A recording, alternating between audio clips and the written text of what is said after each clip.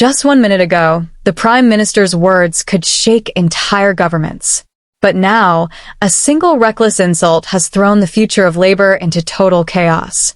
When Keir Starmer dismissed King Charles as nothing more than a dusty relic dressed in royal costume, he crossed a line no British leader in living memory had ever dared to cross. What began as whispers in private corridors has erupted into the most explosive scandal of his political life. And the fallout is spreading faster than Starmer, or his party, can contain. His insult hasn't just enraged monarchists, it's ripped deep fractures through Labour itself. Once loyal supporters are now turning away in disgust. Britain stands in uncharted territory, where one outburst threatens to topple a government, empower its rivals, and permanently redraw the political map of the nation. It all began with a secret meeting never meant to see the light of day. Behind the walls of Windsor Castle, King Charles held a private session with Nigel Farage and senior Reform UK figures. No cameras, no ceremony, just quiet discussions about Britain's direction and warnings of a government losing touch with its people. At first, it seemed like harmless speculation. But when news of that meeting leaked, Westminster went up in flames. For Starmer, the revelation was more than a political embarrassment. It was a direct attack on his authority. Palace insiders suggested that Charles, while choosing his words carefully, had expressed doubts about the country's path under Starmer's leadership. For a prime minister already accused of weakness and indecision, the idea of the monarchy meeting with his fiercest rival was a humiliation he could not stomach. But Starmer's rage went far beyond politics. During an emergency cabinet meeting, his frustration erupted into what many now call the point of no return. Pacing the room, slamming papers, he lashed out at the king with words that shocked even his closest allies. The monarchy is nothing but old men in decorative costumes pretending to matter. In a few sentences, he tore through centuries of tradition and shattered the delicate balance between crown and parliament. Ministers froze, some in disbelief, others in horror. No modern prime minister had ever spoken of the monarchy with such contempt. And it was only a matter of time before those words escaped Downing Street. The leak came swiftly. Within hours, journalists were whispering. By nightfall, it was front-page news. Headlines branded Starmer not as a leader, but as a reckless figure attacking the very soul of British identity. Hashtags condemning him dominated social media. Memes painted him as a Republican crusader tearing down the Union Jack. Even Labour loyalists struggled to defend him. A viral video of a retired teacher from Liverpool captured the national mood. "I've voted Labour all my life, but insulting our king? That's not leadership. That's destruction." Within hours, it had millions of views. Polls confirmed the disaster. Labour's support collapsed overnight. A YouGov survey revealed nearly 3/4 of Britons thought Starmer had gone too far, and over half of Labour voters now doubted his ability to lead. In Labour's heartlands, the damage was catastrophic. Communities that had supported the party for generations were now walking away. What should have been a controllable storm had now turned into an existential crisis. And while Starmer fumed behind closed doors, King Charles stayed silent, a silence that made Starmer's humiliation complete. The king's calm, dignified restraint stood in stark contrast to the prime minister's rage. Analysts were quick to point it out. One man appeared as a statesman, the other looked like a leader crumbling under pressure. Inside Labour headquarters, panic spread like wildfire. MPs formed secret chat groups, debating how to contain the chaos, or whether it was time to replace their leader altogether. Whispers of a coup grew louder with every passing hour. Meanwhile, Nigel Farage seized the moment. Standing before a wall of Union Jacks outside Reform UK's headquarters, he declared, "Others insult our king, we honor him. Others mock our history, we defend it." His fiery words electrified the crowds and pulled in disillusioned voters from both Labour and the Tories. Within days, Reform UK's membership had quadrupled. Donations flooded in. For the first time, Farage was no longer a fringe agitator. He had become a rising national force. The scandal was no longer just about Labour. It had evolved into a national reckoning. Allies abroad began to take notice. Leaders in Canada and Australia expressed concern, while American media ran the story as proof of Britain's growing instability. Around the world, people watched a prime minister unravel in real time and wondered if this was the beginning of his end. At first, some Labour MPs hoped the scandal might fade, that Starmer's words could somehow be spun as frustration or misunderstood emotion. But the truth was far worse. Each passing day brought new leaks, recordings, and insider accounts from ministers who had witnessed his furious tirade firsthand. Education Secretary Bridget Phillipson privately told colleagues she had never seen a leader so reckless with the traditions that hold Britain together. Those comments leaked too, fueling headlines that painted Starmer not as a reformer, but as a destroyer. The narrative had hardened. Keir Starmer, the man who mocked the monarchy, is unfit to lead. Pressure mounted. Party veterans like Harriet Harman and Hilary Benn urged restraint, but younger MPs openly questioned whether they could campaign under a leader who had insulted the very institution most Britons still revered. Diane Abbott delivered the bluntest warning. Starmer hasn't just dragged us into scandal, he's led us to the edge of annihilation. Local Labour offices were flooded with angry calls from lifelong supporters demanding answers. The damage wasn't only political, it was moral. Across the aisle, Conservatives sensed opportunity. Once divided, they suddenly stood united.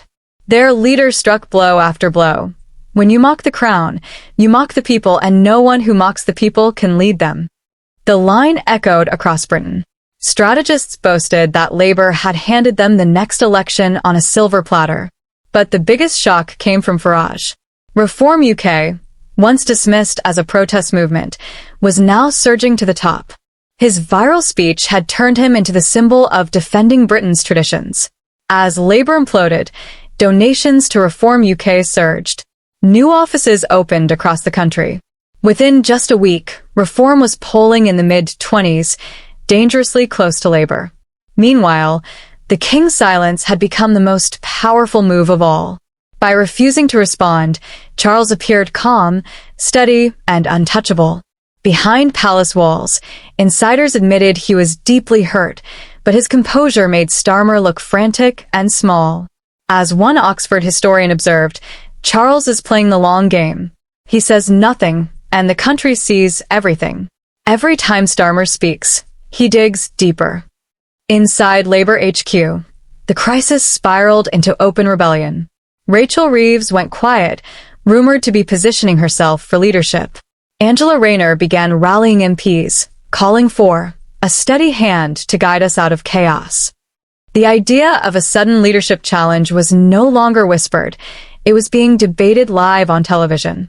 Even talk of Ed Miliband returning as caretaker leader began circulating, a shocking sign of how desperate the party had become. The numbers told the story. Labour's polling had collapsed from 42% to 26% in just 1 week. The Conservatives climbed to 32%. Reform UK surged to 24%. The idea of Farage overtaking Labour as the official opposition, once laughable, was now a real possibility. Britain's political map was being redrawn in real time, and Starmer could only watch. Voters who had stood by Labour through years of disappointment were now leaving in droves, convinced their leader had lost touch with Britain's values. International voices joined the chorus. Canada's Prime Minister reaffirmed the monarchy's constitutional importance. Australia's opposition called Starmer's remarks a disgrace to Britain's global standing. Even U.S. networks mocked him in primetime segments, portraying him as a man unraveling before the world. Britain's scandal had gone global, and Starmer had become the cautionary tale of modern politics. Yet through it all, he clung to power, insisting his words had been taken out of context, and that he remained focused on moving Britain forward. But every attempt to justify himself only deepened the wound. Each televised apology made him appear weaker, more desperate. The public had stopped believing him. His own party no longer trusted him. His rivals could smell blood. What began as a single reckless insult had become a total collapse of authority. Labour, once Britain's dominant political force, now stood on the brink of extinction. And then came the final blow, one even Starmer's harshest critics hadn't foreseen. Late one evening, Buckingham Palace released a rare and carefully worded statement. It was short, graceful, and devastating. His Majesty remains steadfast in his commitment to serve all citizens of the United Kingdom without prejudice and with enduring respect for our nation's institutions. Those 31 words ended Starmer's career in real time, a royal rebuke delivered without ever saying his name. A message wrapped in diplomacy, but carrying the full weight of the crown. Within minutes, it dominated every headline. Every front page, every broadcast across Britain carried the same headline. By sunrise, the story was over. Starmer was finished. Crowds gathered outside Buckingham Palace waving Union Jacks, singing, "God Save the King." Polling stations in key constituencies were flooded with voters demanding snap elections. And inside Downing Street, the once unshakable Prime Minister sat in silence, staring at the statement that had just ended his premiership. The irony was cruel. A man who built his image on control had lost everything because of one moment of rage, one insult that exposed what many now believed he had hidden all along, disdain for the very traditions that hold Britain together. The following morning, BBC cameras captured senior ministers entering number 10 for what was clearly an emergency meeting. Faces were grim, phones were off, and the nation watched live as rumors spread that Starmer's cabinet was preparing to force his resignation. By noon, the dominoes began to fall. Rachel Reeves and Wes Streeting submitted their resignations, citing irreconcilable differences in leadership direction. Within hours, Angela Rayner followed, calling for unity under new guidance. The party's top donors withdrew funding. Labour's communications team went silent. Even loyalists like David Lammy privately admitted to colleagues, "It's over." Outside Westminster, the backlash reached fever pitch. Thousands of protesters chanted, "Respect the crown. Remove Starmer now." The footage flooded social media, deepening his humiliation as he desperately clung to power. Meanwhile, Reform UK seized its moment. In Birmingham, Nigel Farage took the stage before a roaring crowd of thousands. Behind him hung a massive banner reading, "Restore Britain's Pride." His voice thundered through the hall. "When others insult our king, we stand tall for our country. This isn't politics anymore. It's about who we are as a nation." The crowd erupted. Cameras rolled. And the next morning, Farage's speech dominated every newscast. His party, riding a wave of national outrage, surged past Labour in multiple polls, officially overtaking them for the first time in modern British history. In just 10 days, the political order had reversed. Reform UK was ascendant. The Conservatives were revitalised. And Labour, the once mighty party of Britain's working class, stood fractured beyond repair. Inside Buckingham Palace, however, there was no celebration, only quiet concern. King Charles, ever the constitutional monarch, was said to be deeply saddened by the turmoil, reminding advisers that no victory comes from division. Yet, he had done what his duty required, defend the dignity of the crown without uttering a single name. Starmer's final hours as Prime Minister carried a haunting sense of inevitability.